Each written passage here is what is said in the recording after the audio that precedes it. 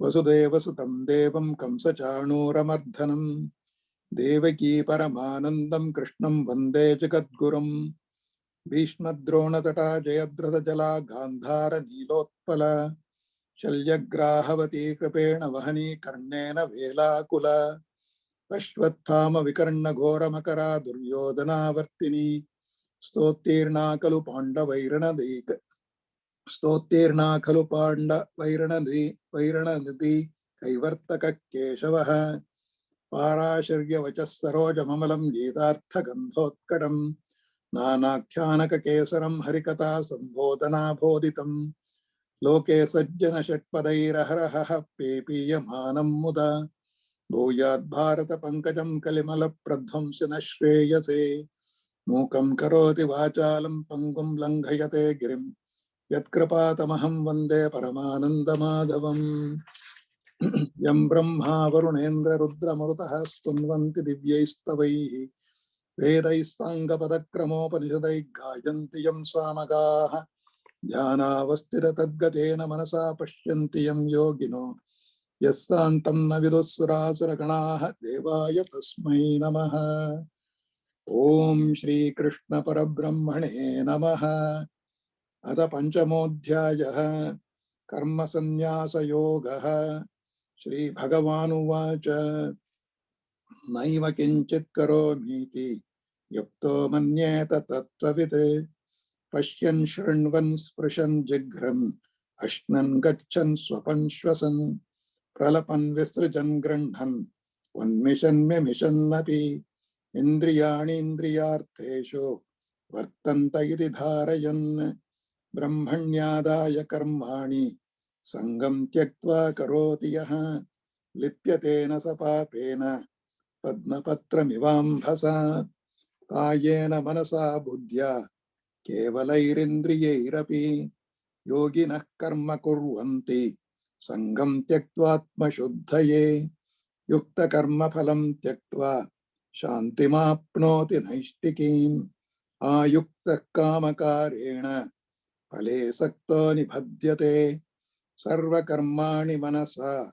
सन्न्यस्यास्ते सुखं वशी नवद्वारे पुरे देहि नैव कुर्वन्न कारयन् न कर्तृत्वं न कर्माणि लोकस्य सृजति प्रभुः न कर्मफलसंयोगं स्वभावस्तु प्रवर्तते नादत्ते कस्यचित् पापं न चैव सुकृतं विभुः अज्ञानेनावृतं ज्ञानं तेन मुह्यन्ति जन्तवः ज्ञानेन तु तदज्ञानं येषां नाशितमात्मनः तेषामादित्यवज्ञानं प्रकाशयति तत्परं तद्बुद्धयस्तदात्मानः तन्निष्ठास्तत्परायणाः गच्छन्त्यपुनरावृत्तिं ज्ञाननिर्धूतकल्मषाः विद्याविनयसम्पन्ने ब्राह्मणे गविहस्तिनि शुनि चैव श्वपाके च पंडिताः समदर्शिनः यहैव तैर्जितः सर्गो येषां साम्ये स्थितं मनः निर्दोषं हि सुमं ब्रह्म तस्माद् ब्रह्मणि ते स्थिताः न प्रहृष्येत् प्रियं प्राप्य नोद्विजेत् प्राप्य च प्रियं स्थिरबुद्धिरसं मूढो ब्रह्मविद् ब्रह्मणि स्थितः।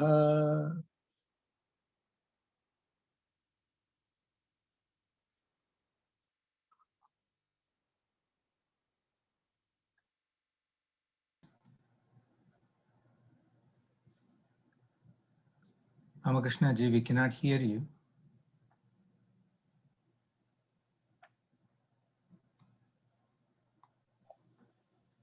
Okay, I was saying. Thank you. I was saying next class, Shanta and Narasimha Kamath, you do the opening prayer. And 2 weeks from today, Asha Rao. So that for the next 2 weeks, we have people to do the opening prayer. Is that right? Yeah, okay. Thank you. Okay, thank you. All right. So in the last class, we were discussing These two verses let us review. Yehaiva tarji sargo, yesham samya stitam manaha, nirdosham mi samam brahma, tasmat brahmani te stitaha.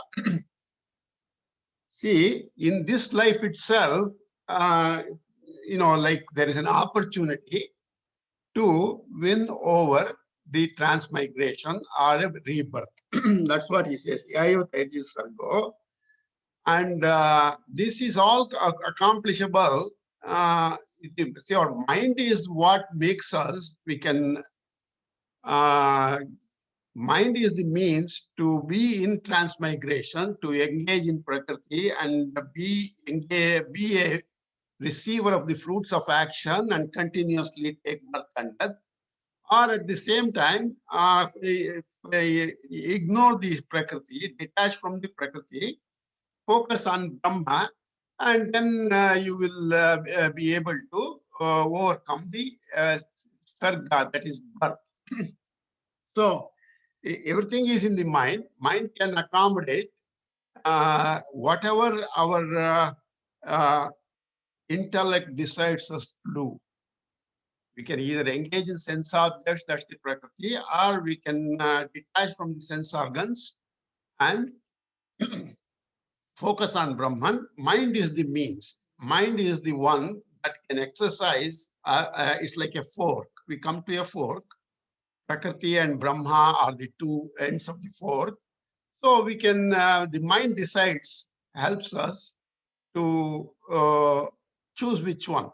The mind, as we are seeing now, is inclined towards Prakriti because our samskaras, the past samskaras, past impressions of our life are so strong that the mind is taking me in the fork of Prakriti, and I have to exercise some judgment and forcefully bring the mind towards the other fork at the Brahma. So that is all the work of mind. Basically, that's what the nirdosham samam Brahma, tasmat brahmani te stitaha. Why should we even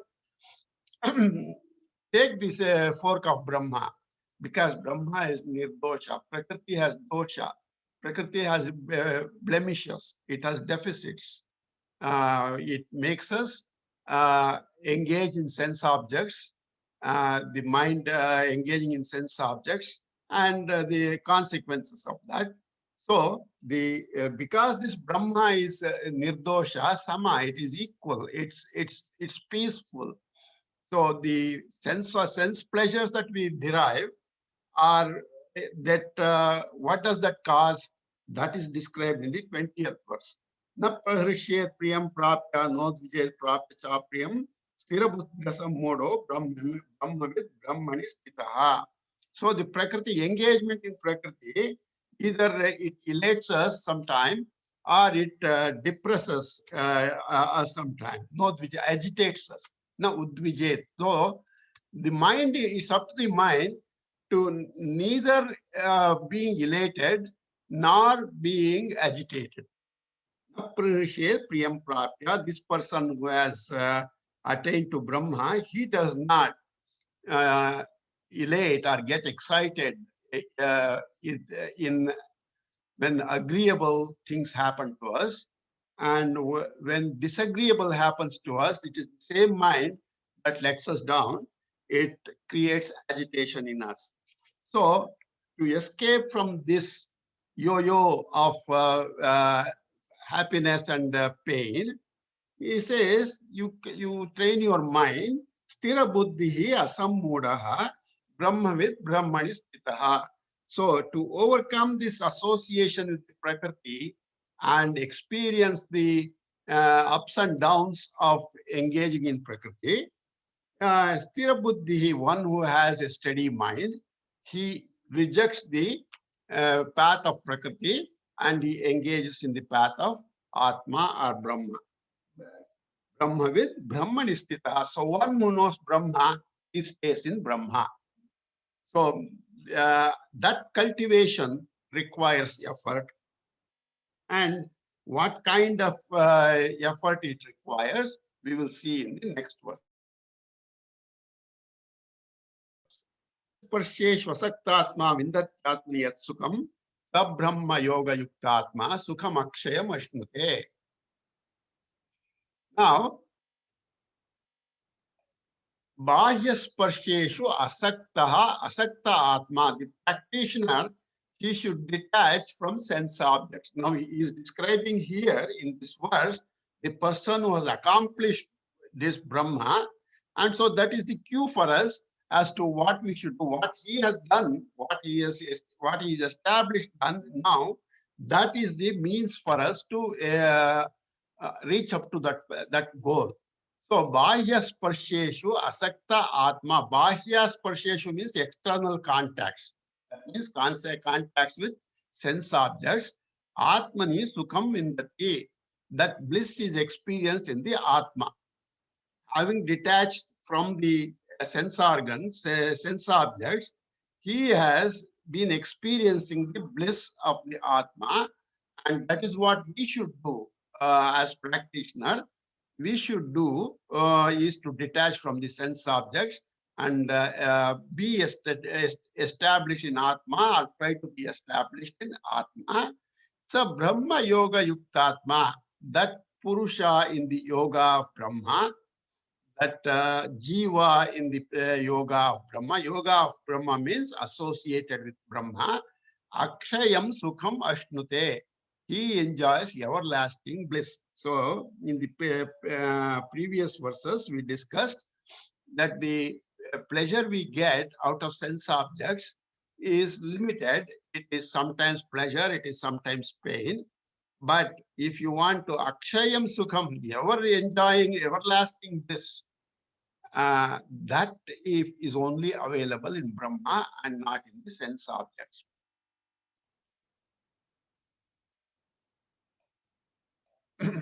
So this seeker is seated in Brahman, is disinterested or detached from sense objects like sound, etc. Seated in Brahman means he is pursuing that path. He is pursuing that path.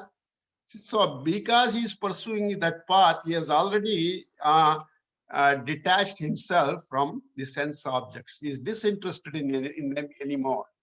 He has got sannyasa towards sense objects.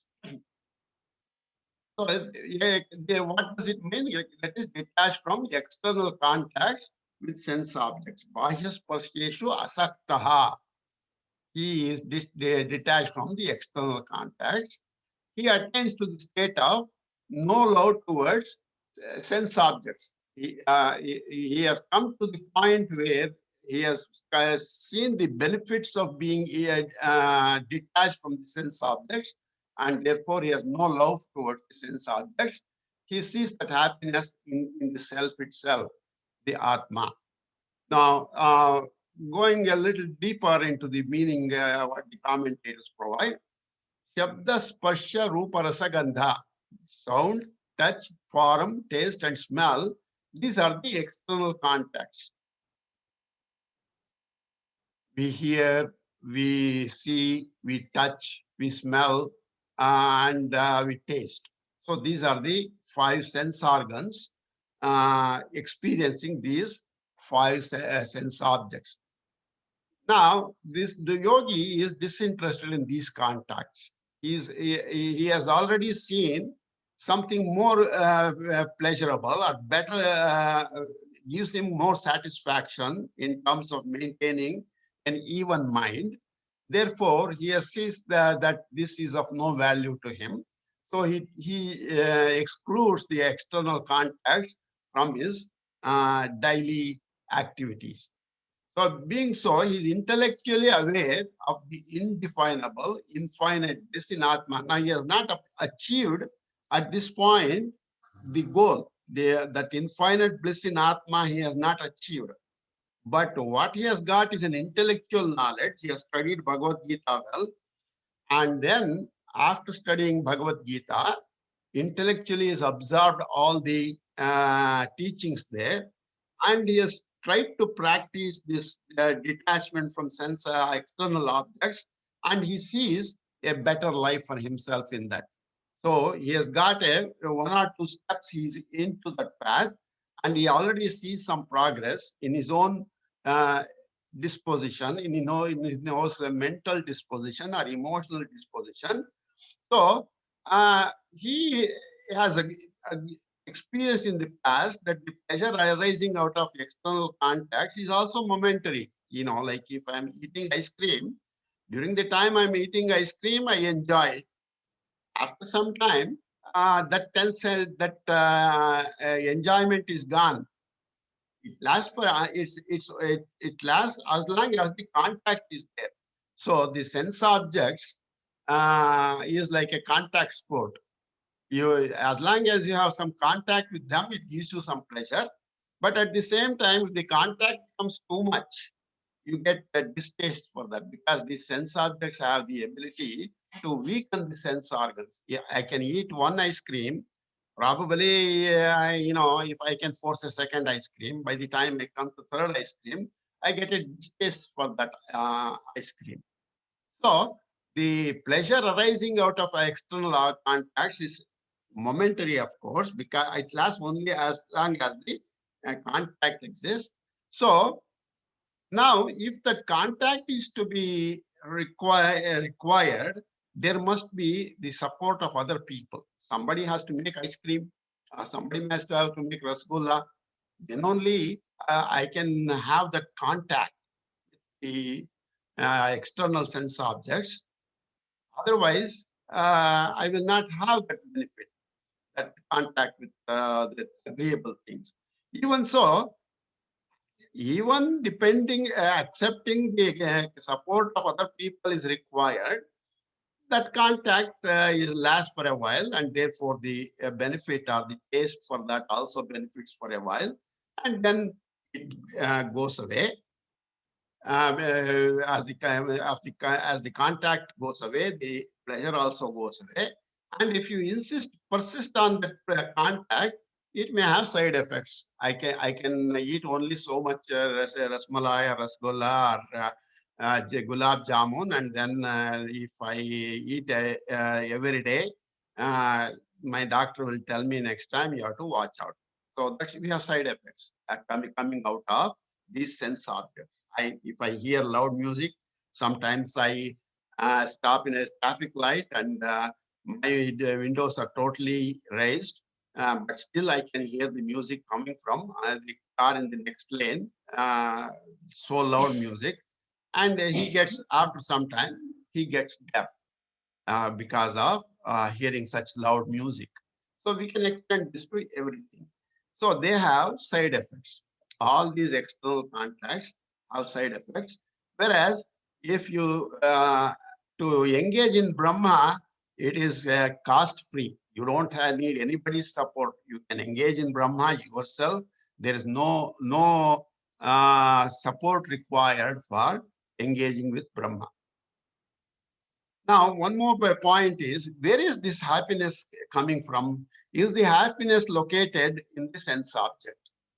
If gulab jamun is to give me happiness, that gulab jamun has to give happiness to everyone across without any failure. But we know that some people don't enjoy gulab jamun at all.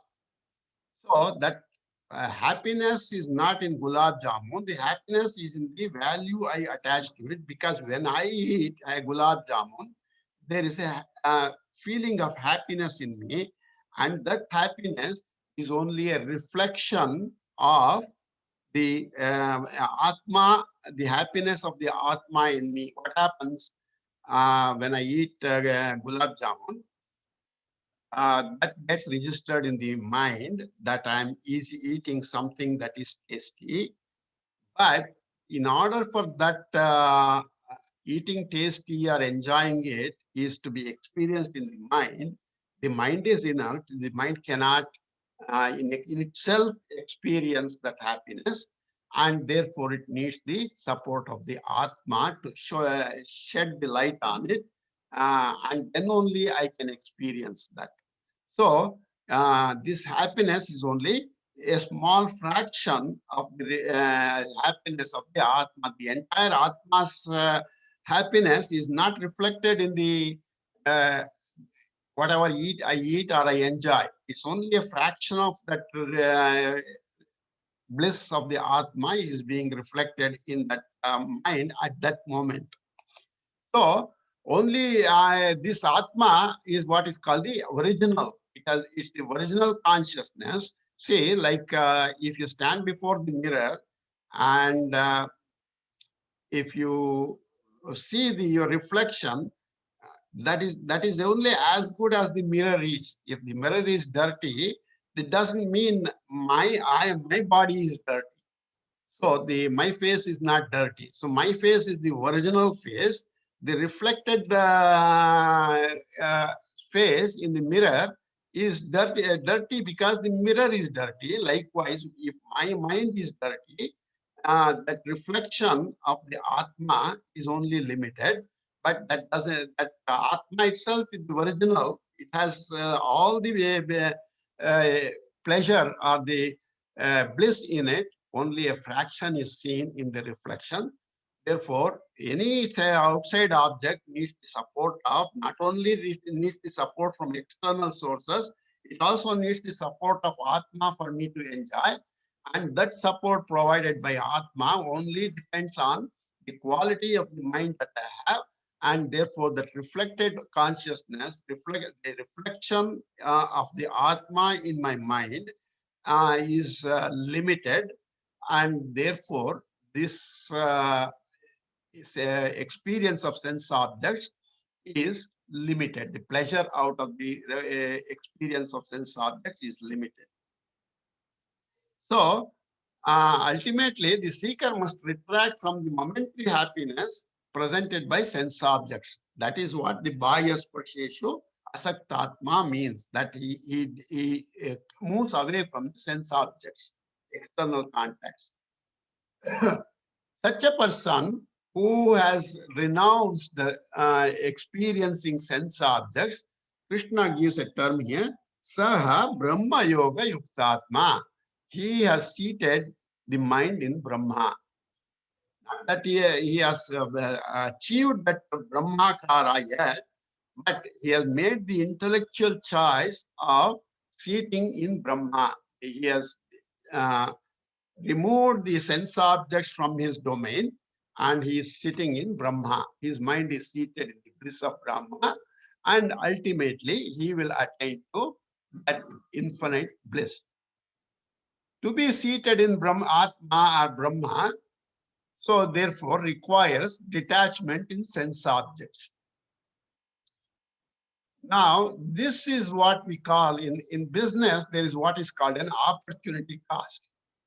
If you want to, if the company wants to invest some money in a project, then what the company has to do, the company has to pull out that money in the, if it's in the bank account, and lose the possibility of getting interest payment on that money that is withdrawn.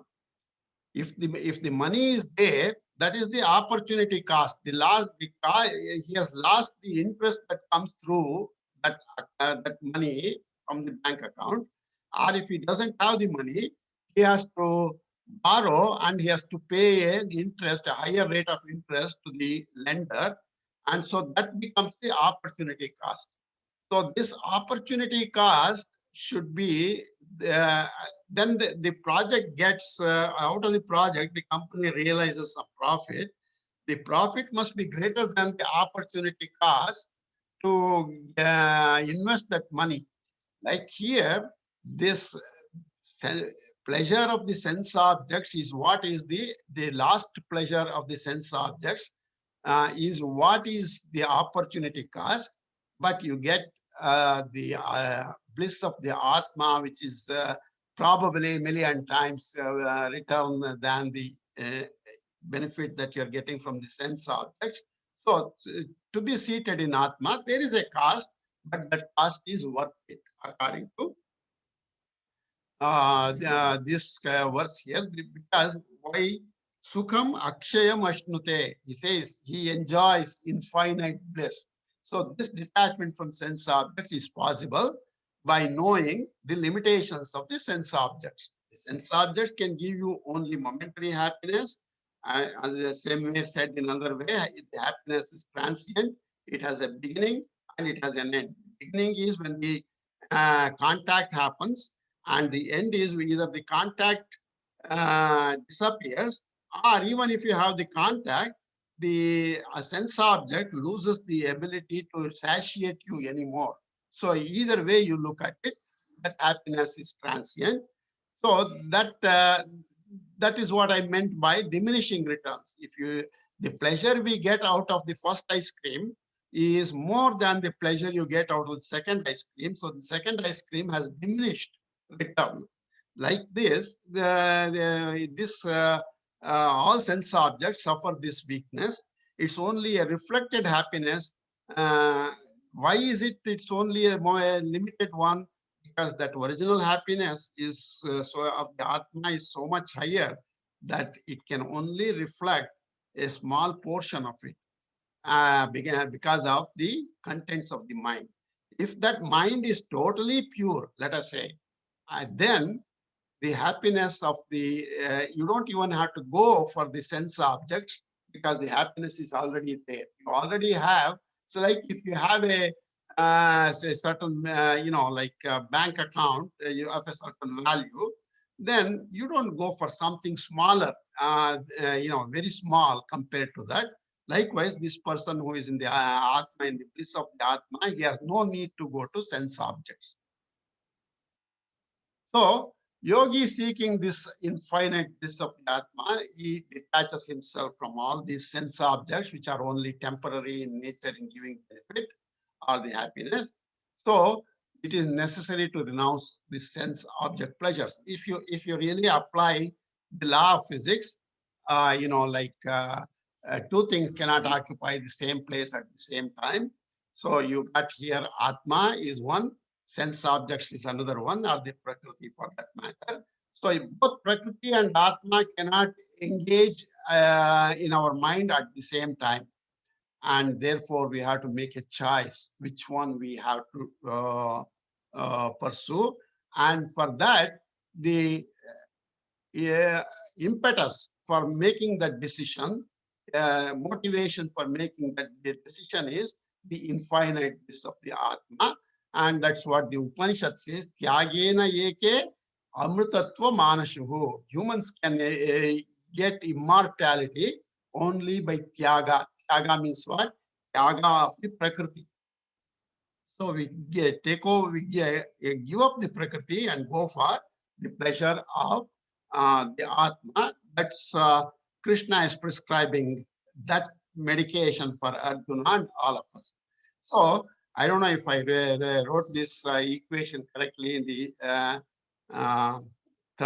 second bullet here. Happiness from sense objects is like light, the light you get from a candle. The bliss of the Atma is like the light of the sun. This is a kind of a proportionality sign equation you write. So this bliss of the Atma and the light of the sun are comparable in relation to happiness from sense objects and the light of a candle.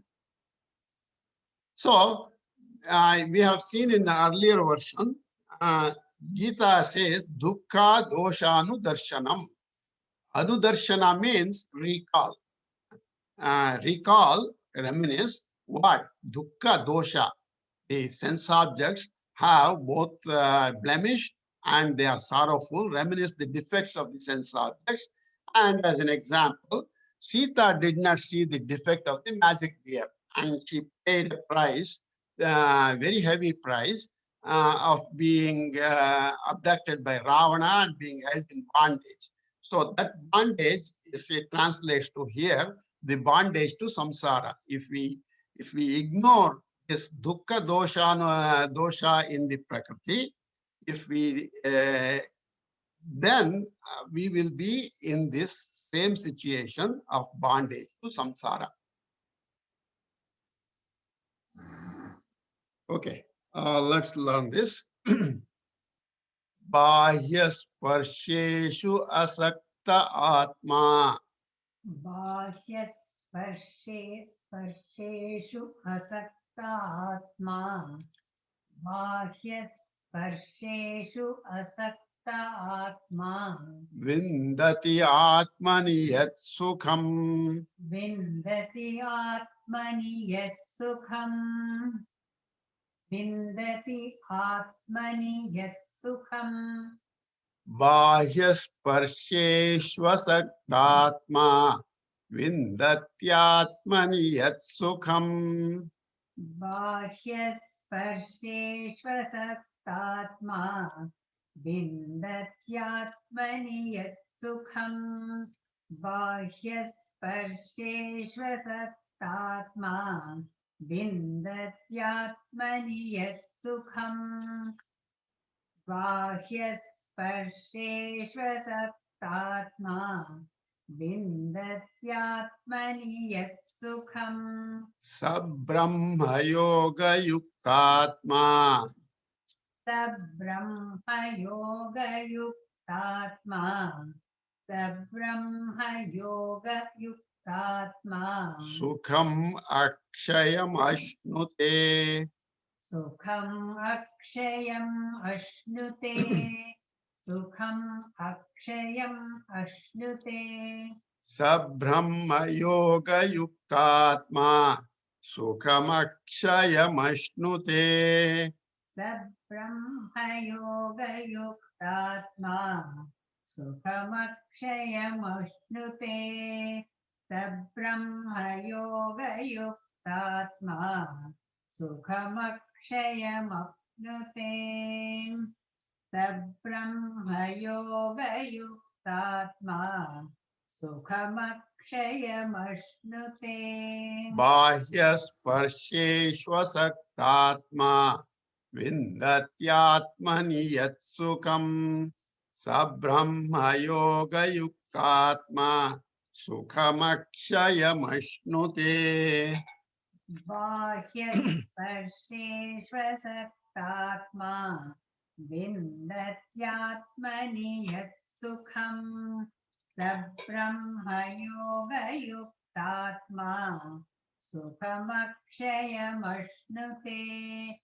बाह्यस्पर्शेष्वसक्तात्मा विन्दत्यात्मनि यत् सुखम् स ब्रह्मयोगयुक्तात्मा सुखमक्षयमश्नुते बाह्यस्पर्शेष्वसक्तात्मा विन्दत्यात्मनि यत् सुखम् स ब्रह्मयोगयुक्तात्मा सुखमक्षयमश्नुते 19 to 21 इहैव तैर्जितः सर्गो येषां साम्ये स्थितं मनः निर्दोषं हि समं ब्रह्म तस्माद् ब्रह्मणि ते स्थिताः न प्रहृष्येत् प्रियं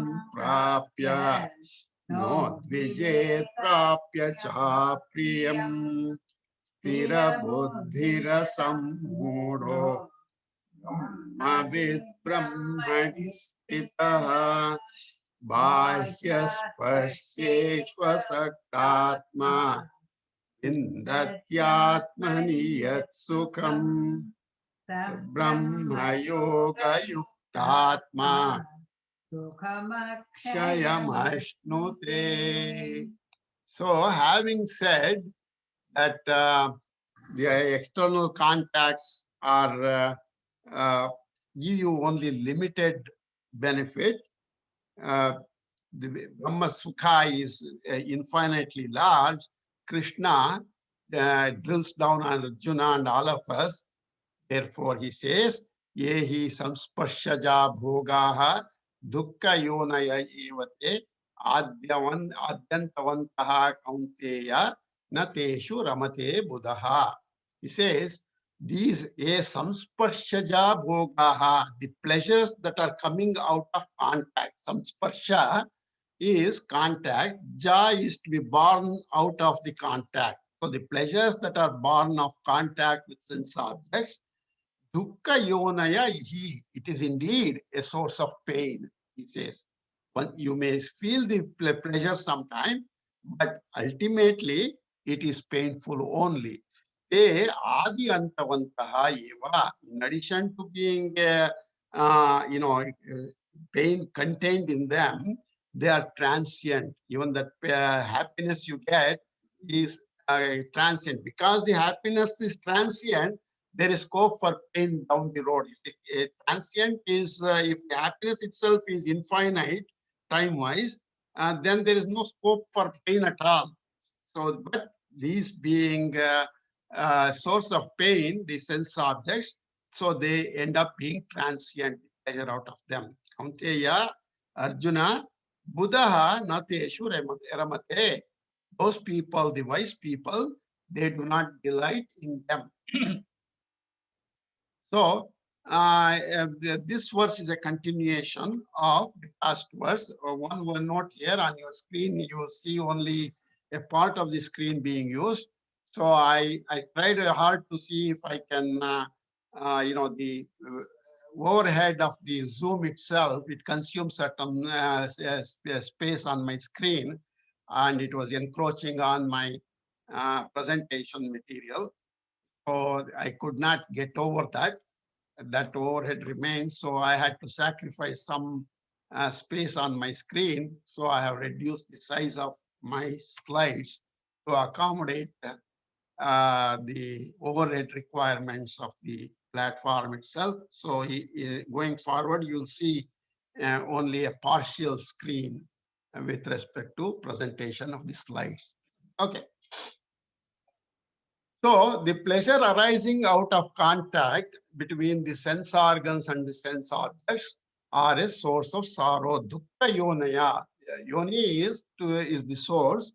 So dukkha yonaya, they are all source of pain itself, because they are products of ignorance. Why are they painful? Because they are products of ignorance. Ignorance of the self. That's it goes without saying. Whenever we talk ignorance, we are talking about self-ignorance.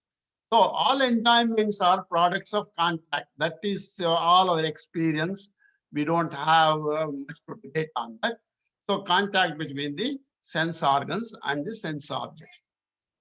Now, all sense organs, they are always trying to demand this sense pleasure. In all of us, the sense organs supported by mind wants to enjoy that benefit that we have known from certain sense objects, and therefore they go after these pleasures. And Krishna warns that these pleasures are the source of sorrow. How is it the source of sorrow?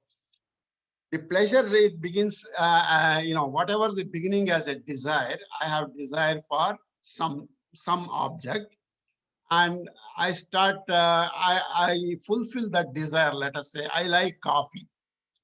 So I like coffee, and that's a desire. I enjoy the benefit of coffee, and then I become dependent on coffee. Without coffee, the first dose of coffee in the morning, I cannot function.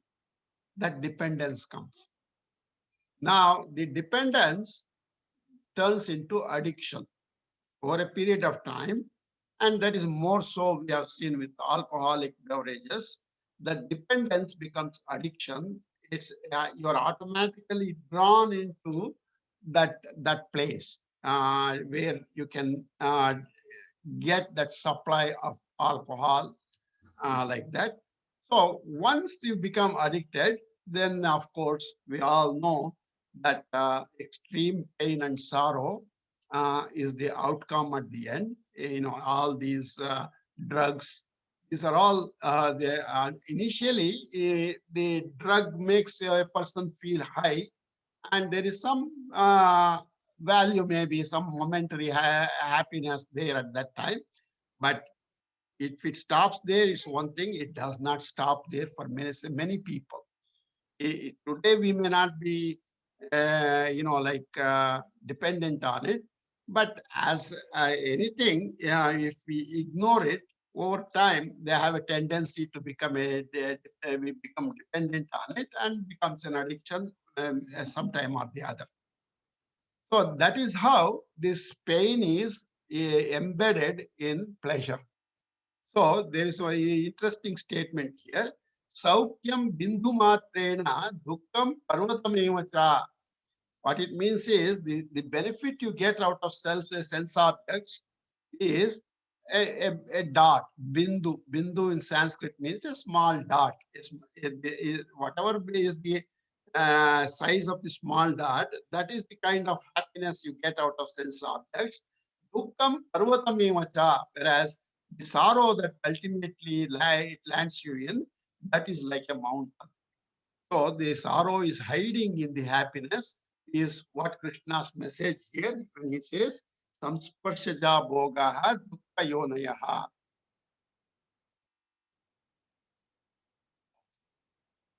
So contact is the source of these sorrows. These three sorrows, Adhyatmika, Adidaivika, and Adibhautika, they're all coming out of the three sorrows, coming out of contact only, because they are all in Prakriti. And I am not the Prakriti, I am the Purusha. The experiencer is the Purusha. And therefore, the contact has to be the source for pleasure or pain. So the word eva is suggestive of the source of pain. Dukkha yonayaha eva stresses that word eva is used to stress that pain, their source of pain only. So and that pain is not temporary. It could be long lasting. See, the benefit or the source of the pleasure is short lived, but the pain could be very long. The nature of the pain will not change. It just survives. How, see, we do certain acts in certain times, and that rolls down in you have to take additional births to overcome those misdeeds that we do. Therefore, the pain continues. Pain is longer lasting than the potential pleasure you have out of sense objects. So Shankaracharya uses the word mirage-like sense objects. Sense objects are the happiness coming from the sense objects is mirage-like. If the deer sees in the desert appearance of water, it goes there and it finds that there is no water. Like that, this happiness, the pleasure coming out of this happiness, this sense contact is like that mirage. You have the appearance of happiness, but really you have pain only. You have sorrow only. Ultimately, you don't have the pleasure. To end the sorrow, what you need to do significant effort, commit significant effort to end the sorrow. We have seen that people get admitted to detoxification centers, etc. Now, I'm only giving the example of the extreme cases, but we are all good people, right? We don't go in that. That's why we are sitting in the Bhagavad Gita class. So those people who are ignorant of the self, they always, engaged in that sense objects. And Krishna's warning is to everyone, not to any specific group of people, a general description of the nature of the pain associated with sense objects. So to end the sorrow, you need significant of effort. Maybe resources have to be spent. And, the funny thing is, whatever pleasure we may think we get, over time, without our knowledge, it disappears. The pain is not there. The pleasure is not there when we think I'm enjoying it. It's like this. See, this example is given. This dog is biting on this bone, and it is feeling good. It is tasting good. Then it bites and bites and bites. Finally, it recognizes the taste that it is enjoying is nothing but the taste of its own blood coming out of its tongue, where the contact between the tongue and the bone scratches the tongue, and slowly that scratch becomes a little bigger, and so that ultimately it experiences pain only and not pleasure. Initially, there seemed to be the pleasure. That is what Shankaracharya, he says, mirage-like sense pleasures. That dog thinks it is pleasure, but it is not. It is pain appearing as pleasure at that time. So the imprints of sense pleasure instigate to seek these pleasures again and again. What happens? This is what leads to addiction. That's what is being said here. I enjoyed some pleasure yesterday, and today I'm going to seek the same pleasure. So yesterday there was an imprint in my mind. Oh, yeah, in doing this, enjoy, eating something, I had an enjoyment. So today I am going to go to the same restaurant to eat the same thing again. So that motivation comes out of that sense pleasure only, that they instigate that return to that same object. Over time, these sense organs lose the potency to enjoy these pleasures. So I become old, I cannot enjoy that anymore. But what happens is these imprints carry me to the next life also, and I go after chasing these sense objects in my next life also. So where is the question of being seated in Brahma? That becomes that much more elusive. So the imprints survive death also, and the story continues in future lives like that. That is the message here when the Krishna says, Dukkha yonaya evate. They are all sources of pain only. So the sense pleasure is associated with two blemishes. Even as it appears to be happiness, it is the storehouse of sorrow. That's one. The second is they are transient with a beginning and an end.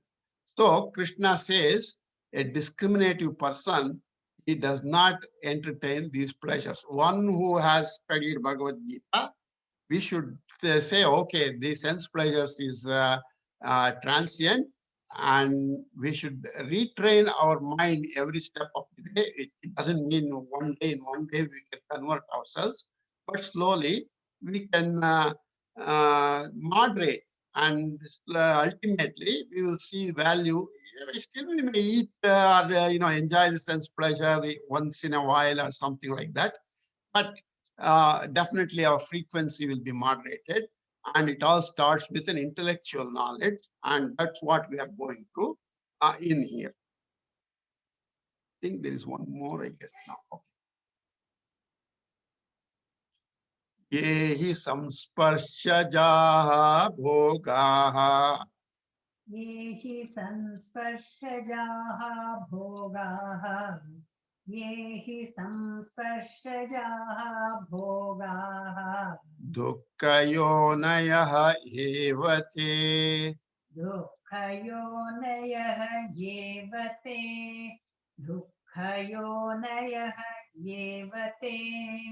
Yehi samsparshaja bhogaha.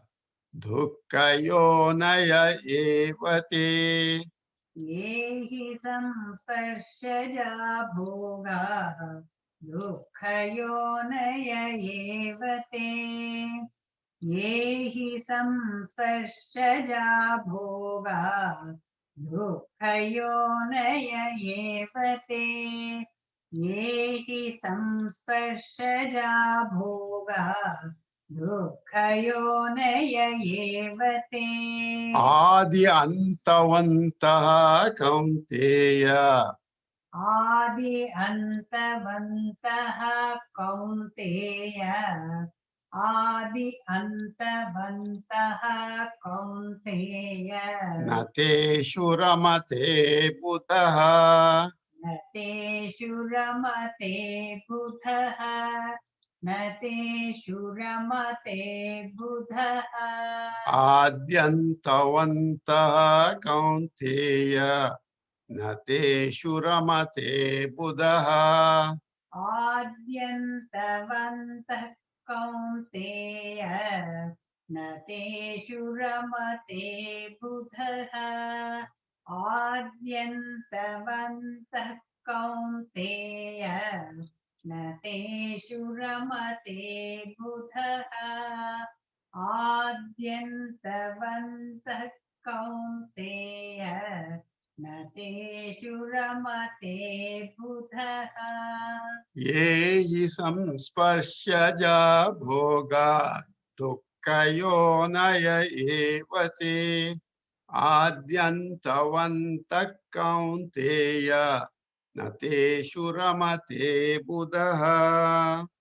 ये हि संस्पर्शजा भोगा दुःखयोनय एव ते आद्यन्तवन्तः कौन्तेय न तेषु रमते बुधः ये हि संस्पर्शजा भोगा दुःखयोनय एव ते आद्यन्तवन्तः कौन्तेय न तेषु रमते बुधः ये हि संस्पर्शजा भोगा दुःखयोनय एव ते आद्यन्तवन्तः कौन्तेय न तेषु रमते बुधः 20 to 22 न न प्रहृष्येत् प्रियं प्राप्य नोद्विजेत् प्राप्य चाप्रियं स्थिरबुद्धिरसम्मूढो ब्रह्मविद् ब्रह्मणि स्थितः बाह्यस्पर्शेष्वसक्तात्मा विन्दत्यात्मनि यत् सुखम् स ब्रह्मयोगयुक्तात्मा सुखमक्षयमश्नुते ये हि संस्पर्शजा भोगा दुःखयोनय एव ते आद्यन्तवन्तः कौन्तेय न तेषु रमते बुधः शक्नोति हैव यः सोढुम् प्राक्शरीरविमोक्षणात् कामक्रोधोद्भवं वेगं स युक्तः स सुखी नरः यः इह शरीर विमोक्षणात् प्राक् even before the dropping of the body, sharira vimokshanat, before dropping the body or fall of the body, yaha, the intelligent practitioner or the diligent practitioner, sodum shaknoti. Sodum is to withstand. Sodum shaknoti is capable of withstanding. Kama krodha udbhavam vegam, the impulse born of desire and anger. Eva saha naraha yuktaha. He alone is an integrated person. Saha sukhihi. He is blissful. So in the last verse we saw these sense pleasure seeking. They imprint impressions in our mind, and these imprints last a long time to come. So Krishna is giving a medication for that.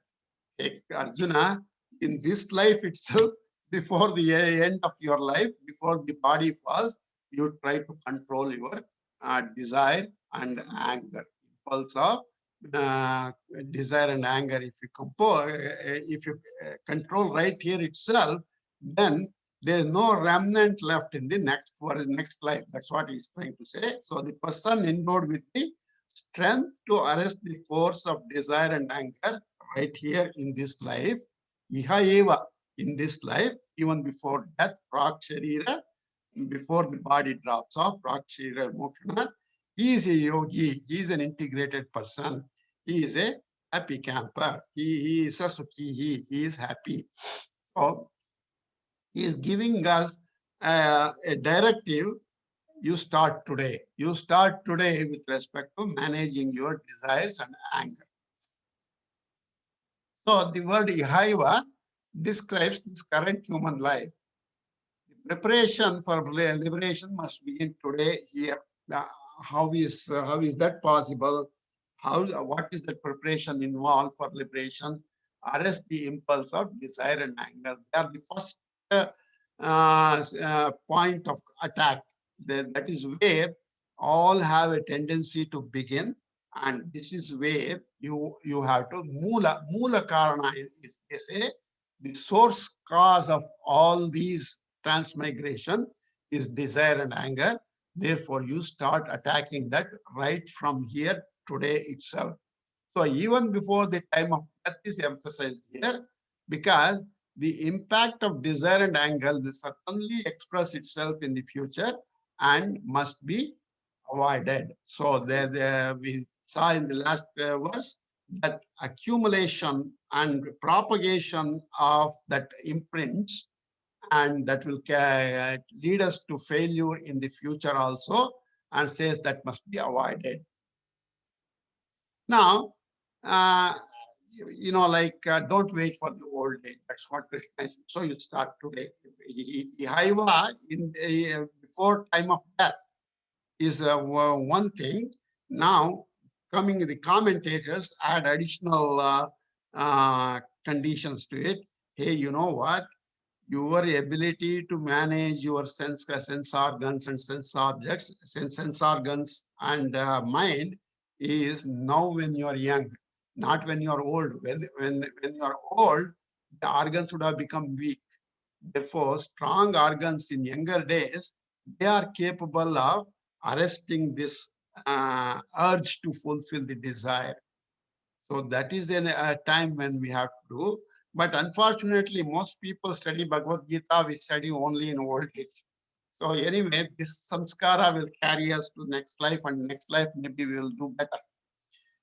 So this strong organs is a requirement for managing our sense organs also. And therefore, Krishna is saying you do it right today. And the second thing is, we don't know the time of death. I don't know, I may drop the body tomorrow. We don't know. So you have to start now itself. You make a beginning. If you make a beginning, that making the beginning is imprinted in our mind, and that imprints will help us in the future to avoid falling in the trap. So if I say, okay, this life I am almost coming to an end, next life I will do, we don't know what that next life is, whether we get a human life or is the imprints of this life going to carry me in my next life also. Though that's the risk that we expose ourselves. Therefore, start from today. If we start from today, even some minimal effort would have some minimal imprints in our mind, and those imprints could instigate further development, further renouncement later on, either in the later this life or in the next life also. So if not right now, there is no assurance of a human life again. That is definitely not in our control, and therefore the order is to start today. So the desire, where is this desire coming from? Past happiness reminisce. You remember yourself a happy moment, and you say that happy moment was because of a certain sense object. Sense object does not mean just the eatables and things like that. Other people, we have relations with other people, and it was agreeable at that moment when we had that relationship, and so that it comes to our mind again. Oh, I should enjoy that happiness again. The urge to re-experience those pleasures. So such experiences reappear in the mind very frequently. Day after day, those things appear because of the power of the imprints. So that is desire. Now, what is anger? Anger is the hostile or adverse reaction in the mind arising out of an impediment to fulfill a desire. I want to own a car. There was something, just before I was going to buy the car, I lost my job. So that losing the job became an impediment. They would not give me any more loan to buy the car. So I get angry at that moment. I had so much invested in buying that car. I had emotional investment in buying a car, and something happened and I could not buy the car. That impediment is anger. That impediment leads me to anger. So the anger, source of anger is desire itself. So desire and anger are therefore two sides of the same coin. If you try to control one, the other comes to falls in line. If you don't control one, the other follows it. That's unfortunately the state of this desire and anger. That is the Rajoguna. We'll see that later a little more. So a repeated discipline practice is the means to arrest this impulse of desire and anger. All right, I had desire. Then if I am, if I have tried to practice this restraint, then even if I lost the job, I could then resolve myself saying, I think this was in the script. This was my grahachara. This was in my prarabdha that I should not have this car. Then if you have that amount of restraint, you are avoiding the anger that comes out of it. So see how this even intellectual knowledge could help us manage ourselves better. So that's how we can control the anger also. So Krishna here case kama krododbhava, the rapidity with which desire and anger take hold in the mind. That is what is represented by this kama and krodha udbhava. They rise up, they take hold in my mind. What are these? Shankaracharya even gives how you should see the symptoms and how you should not react to those symptoms. Straightening of the body hair, wide open eyes, or emotional distress. These are some of the things he says for desire and anger. As soon as you see the car that you want to buy, as it passes through the car passes through the road, or you get excited seeing that. Maybe not as adults, but definitely youngsters, when they have that desire to own a car, you follow that car as long as your eyes can see. That's the symptom. That desire generated symptom. Body hair straightening, opening your wide eyes open like that. So one is capable, who is capable of tolerating, arresting such distress, even as he is still living in this life itself. He is a yogi. That's what he says here. Sa yuktaha, sa sukhi naraha. Krishna gives two compliments to that person. Such a person is a yukta. He is an integrated person. He is a yogi. And he is a happy person. He is a happy camper here in this life is the meaning. So now, where can we practice this anytime? No, Krishna says this human body is the only suitable body to practice discipline, because we don't know next life we may get a human body or even may get Indra position, let us say. Even Indra's position is not good enough to practice this discipline. Only the human body is the one that is equipped with this intellectual judgment. And therefore, the human body is the only suitable body to practice this discipline, wherein this intellect is available, and you can exercise a judgment that is rational, that is based on logic, and a discriminated judgment is possible only in the human body. So Shiryate iti sharira describes that the body is of the nature of disintegration and weakness. And though that may be the case, you can practice this at the younger ages, even before the body falls. It is certainly one day the body will fall, but don't wait for that body to fall. start as soon as you can is the instruction of Krishna here. So we will see in the, we will continue this thought, how that leads to Brahma. In the next verse, we will see that.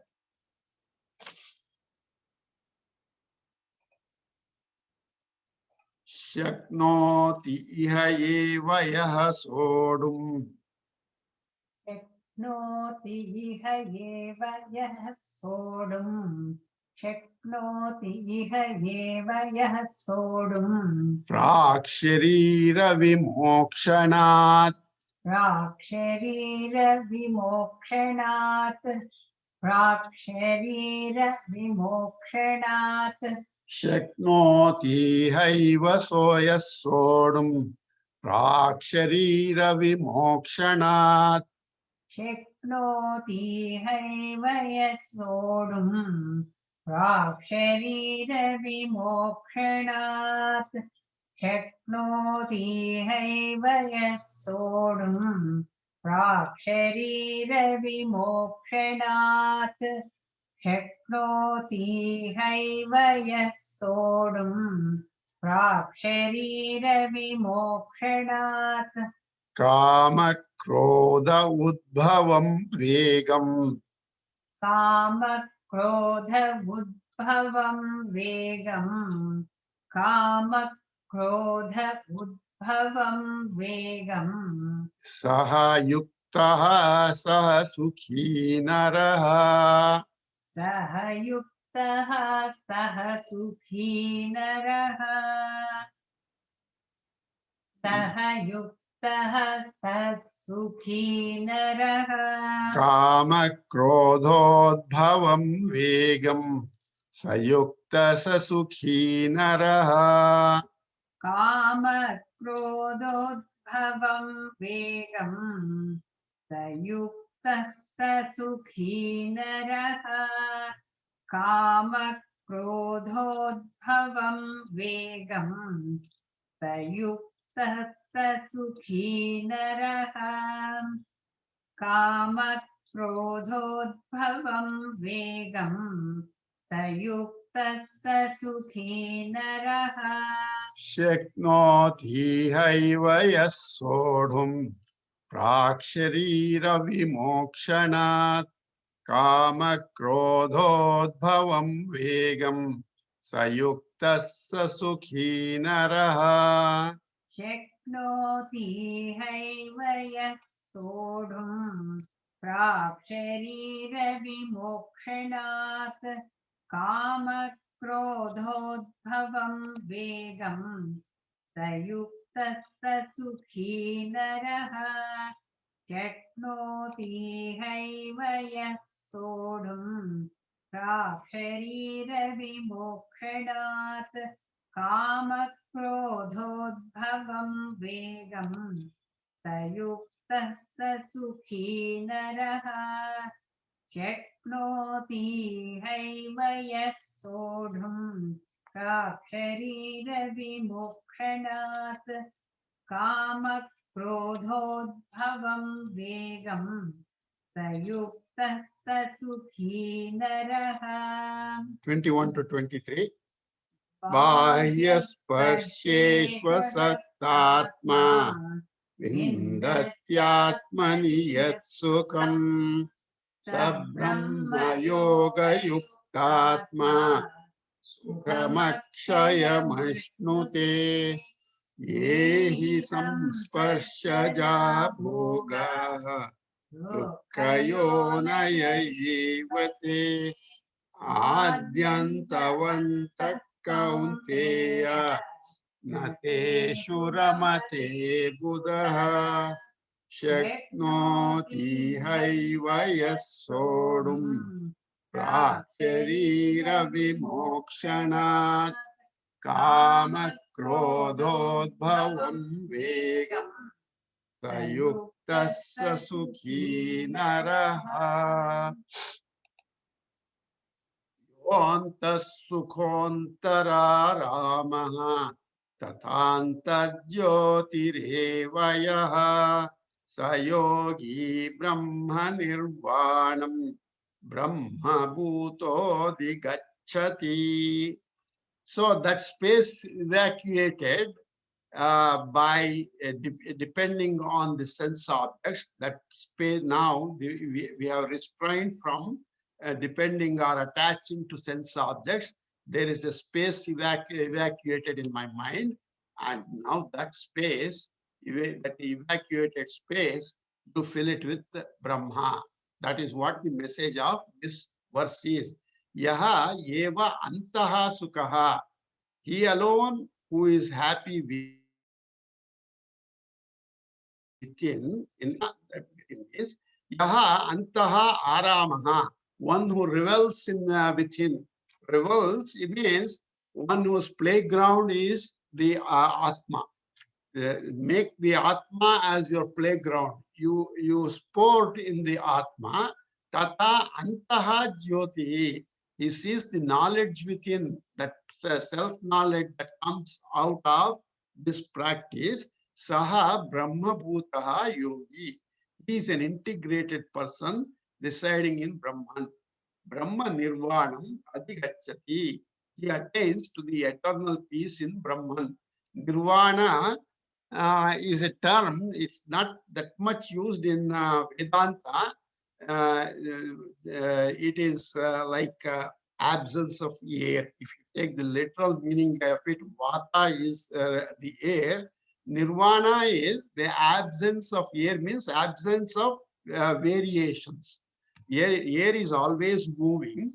So Nirvana means totally no movement. And that movement referred to the mind here is the mind is calm. It attains to eternal peace, and that eternal peace is in Brahman. That's the message in this verse. He who rejoices in bliss within, who delights within, who is illuminated from within, that yogi being in Brahman will attain the state of Brahman. So you have to reside in Brahman to attain Brahman, basically, which is we all can recognize logically. We can understand that the rationale behind it. But you don't entertain, you don't attain. So you entertain Brahma, you get to attain Brahma. So one who is enjoying the bliss of Atma is Antasukha. So Krishna says three, and I wouldn't say condition, three aspects here. Yo Antasukha, yo Antara Aramaha, yo Antara Jyotihi. So those are the three things. So the space created by renunciating sense objects and sense pleasures, that space is now filled by the Atma. So one will attain this bliss, attain to liberation by being internally happy-centric. This is the practice that we need to do. I have been deriving my happiness from outside. Now I have to turn inside, and I should be internally happy-centric. That means I derive all my happiness from within and not from outside. So on the contrary, the externally happy-centric means deriving happiness from sense objects. And we have seen that that is a passing event, that is a transient event. So that will not last. Now the alternate for me is to be internally happy-centric. Now, we already said that this happiness derived from sense objects is a reflected happiness of the original happiness. The original happiness is the Atma, and that happiness reflected when I meet desirable things is what, see, the desirable things appearing in the mind, that has to be lighted, and what that light is coming from the Atma. And that reflected light is only as good as the purity of the mind. That's what is being to be understood. That if my mind is pure, that happiness coming from within, even enjoying the sense object for that matter, is higher. If the mind is very dirty in the sense of kama, krodha, lobha, moha, mada, matsarya, I will never enjoy even a sense object. So the locus of happiness is not outside. but within the individual, in the Atma. And this happiness is eternal because Atma is eternal. Atma is infinite in space and eternal in time. And therefore, the happiness of Atma is integral with Atma. It is not separate from Atma. It is integral with Atma. We discussed this also in the class yesterday. Sat Chit Ananda. That Ananda is eternal. That's the intrinsic characteristic of this Atma. So when that is so, it is not what is separate from you, you can lose it, but what is part of you, you cannot lose it. So this happiness is integral with this Atma, and therefore when you are in Atma, you experience that happiness. So this internal happiness, another way of saying is not object dependent. It does not need any prop or support. We said earlier that the external happiness needs external support. Somebody has to manufacture an object that gets pleasure to me. That motorcycle riding, I get a lot of happiness in motorcycle riding. And but somebody has to engineer that product. So many people have to work together to meet that, fulfill that happiness for me. And therefore, it is externally dependent. It attains this external happiness is needs the support, but the internal happiness does not need the support, but it needs the grace of a guru. And you cultivate the mind and intellect, but if you cultivate the mind and intellect, the guru will come to you. That is the basic Vedantic message. If you are ready, God will send you the guru. That we all have to believe in that. And the example cited is Anjaneya goes to Lanka in Sundarakanda because Sita, though she instigated this abduction by Ravana, asking for the magic tear, but a time came when she repented for that. When she was in Lanka, she repented for her actions, and that being repented for the actions that she undertook, it reached Rama, and he sent Guru Anjaneya to release her from the bondage of Ravana. So Ravana comes, Hanuman comes, and brings the message back to Rama that Sita is in Lanka. He met Sita, he talked to Lanka, and therefore Rama comes and liberates Sita. So that's an example that the grace of Guru comes when we are ready. Of course, if a Guru comes when I'm not ready, I don't know what to do with that Guru. The Guru doesn't know what to do with me. So that time should be right for both to meet each other. When that time is right, it will happen. That's the general understanding in the Vedantic teaching. So one who rebels, it's like you can say partying in Atma is a Antararama. So that Atma is his playground, and not the sense objects. Atma is the playground, and he reposes in that Atma. Antararama is taking rest in the Atma.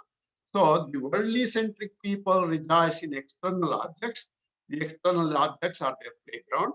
The person of discrimination recognizes the impermanence of these external objects. We have already discussed that in detail. So he looks inwards, and that inward is the Atma. That Atma becomes their playground. Once you start detaching yourself from the sense objects, automatically the mind we turn inside and we turn towards the Atma. So the one who experienced the light of the Atma is an Antarjyoti. There is a light within us, that this Atma is called the light also, not the physical light that we see from the sun, but there is the Chaitanya, or the consciousness, is considered as light in a lighter context. So that is what we are speaking here, that consciousness they seek the light inside seek the consciousness inside. That is what is called the Atma Surya. The light that is inside is called Atma Surya, and only the Atma Jnani will see this light. If I am looking outside, I don't even recognize the existence of the Atma itself. So I have to look inside to even start seeing that light within. Now we know that sun, just take sun.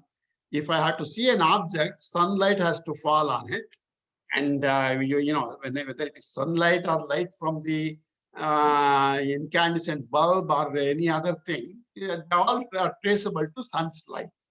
The sun's light is what causes the difference in temperatures and the water drying off the ocean, coming in and falling on mountains, and in the mountain,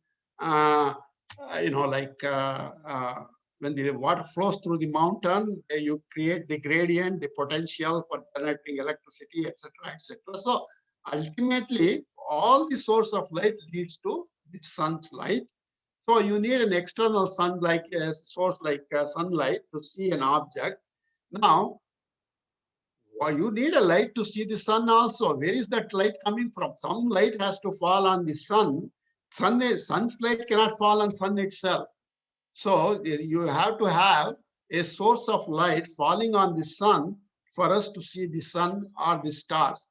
And where is that source of light? That is the source of the light of the Atma. That is the Antarjyoti. That is the Atma Jyoti or Atma, the light of the Atma. So there are many different Upanishads which talk about this. The most often quoted mantra is Tasya Bhasa Sarvamidam Vibhati. That light of the Atma is what lights the entire universe. That is the power of the light of the Atma. It lights the entire universe. So he will attain to this person who is looking inwards. Yo antaha sukhontara ramaha tata antarjyotireveha. So that yogi, he will attain to the bliss of Brahma. So yogi Brahma Nirvanam Brahma Bhutodi Gacchati. So he will attain to the bliss of Brahma, meaning liberation, even as he is living in this world right here. Let's see. Okay, I think we can finish this. We should finish this. Yo antaha sukha antaha aramaha. Yaha antaha sukha antaha aramaha. Yaha antaha sukha antaha aramaha. Tatha antaha jyotihi evayaha. Tatha antaha jyotihi evayaha. Tatha antaha jyotihi evayaha. Yontas sukhontara ramaha. Tathantar jyotirevayaha. Yontas sukhontara ramaha. Tathantar jyotirevayaha. Yontas sukhontara ramaha. Tathantar jyotirevayaha. Yontas sukhontara ramaha. Tathantar jyotirevayaha. Sayogi Brahma Nirvanam. Sayogi Brahma Nirvanam. Sayogi Brahma Nirvanam. Brahma Bhuta Adhigacchati. Brahma Bhutaha Adhigacchati. Brahma Bhutaha Adhigacchati. Sayogi Brahma Nirvanam. Brahma Bhuta Adhigacchati. Sayogi Brahma Nirvanam. Brahma Bhutodhigacchati. स योगी ब्रह्मनिर्वाणम् ब्रह्मभूतोऽधिगच्छति स योगी ब्रह्मनिर्वाणम् ब्रह्मभूतोऽधिगच्छति योऽन्तः सुखोऽन्तरारामः तथान्तर्ज्योतिरेव यः स योगी ब्रह्मनिर्वाणम् ब्रह्मभूतोऽधिगच्छति योऽन्तः सुखोऽन्तरारामः तथान्तर्ज्योतिरेव यः स योगी ब्रह्मनिर्वाणम् ब्रह्मभूतोऽधिगच्छति योऽन्तः सुखोऽन्तरारामः तथान्तर्ज्योतिरेव यः स योगी ब्रह्मनिर्वाणम् ब्रह्मभूतोऽधिगच्छति योऽन्तः सुखोऽन्तरारामः तथान्तर्ज्योतिरेव यः स योगी ब्रह्मनिर्वाणम् ब्रह्मभूतोऽधिगच्छति 22 to 24. ये हि हि संस्पर्शजा भोगा कयोनय एव ते आद्यन्तवन्तः कौन्तेय न तेषु रमते बुधः शक्नोति हैव यः सोढुम् प्राक्शरीरविमोक्षणात् कामक्रोधोद्भवं वेगं स युक्तः स सुखी नरः योऽन्तः सुखोऽन्तरारामः तथान्तर्ज्योतिरेव यः स योगी ब्रह्मनिर्वाणम् ब्रह्मभूतोऽधिगच्छति लभन्ते ब्रह्मनिर्वाणम् ऋषयः क्षीणकल्मषाः छिन्नद्वैधायतात्मानः सर्वभूतहिते रताः ॐ पूर्णमदः पूर्णमिदं पूर्णात् पूर्णमुदच्यते पूर्णस्य पूर्णमादाय पूर्णमेवावशिष्यते ॐ शान्ति शान्ति शान्तिः.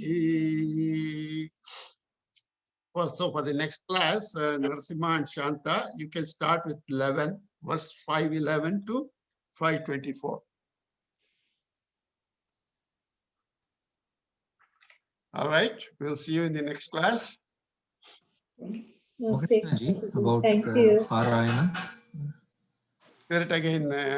We'll meet at 4 o'clock this afternoon for the Parayana. Okay. Thank you. Thank you. Take care. Thank Bye-bye. you. Thank you. Thank you. Thank you, Ramakrishna ji. Thank you. Thank you. Thank you. Thank you, Ramakrishna ji. Thank you. Thank you. Thank you. Thank you, All right, Ramakrishna. we'll see you in the afternoon. Thank you. Thank you. Thank you, Ramakrishna. Thank you.